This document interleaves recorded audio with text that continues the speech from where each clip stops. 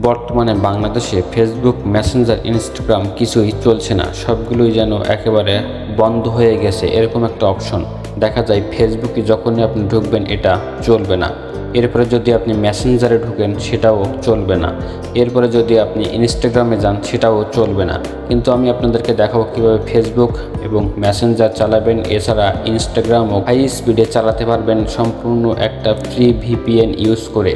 তো এই VPN use করার জন্য প্লে স্টোরে চলে আসব, এখানে সার্চ বক্সে ক্লিক করব। এরপরে এই সার্চ বক্সে লিখব THUNDER থান্ডার ভিপিএন। দেখুন এই যে THUNDER থান্ডার ভিপিএন লিখে এখান থেকে সার্চ করব।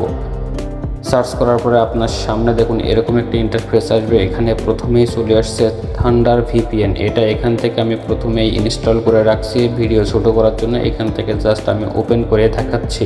তো এই ভিপিএনের সাহায্যে সম্পূর্ণ ফ্রিতে আপনি ফেসবুক, মেসেঞ্জার, ইনস্টাগ্রাম চালাতে পারবেন। এখানে জাস্ট এই কানেক্ট বাটনের উপরে ক্লিক দেবেন।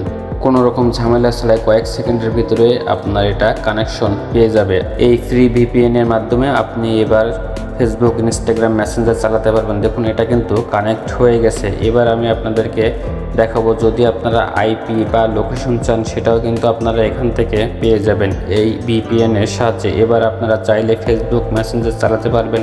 তো এর জন্য আমি ফেসবুকে চলে আসলাম। এবারে দেখুন এখানে চলে আসছে 3 আওয়ার্স, 3 ঘন্টা আগের অপশন কিন্তু দেখাচ্ছে।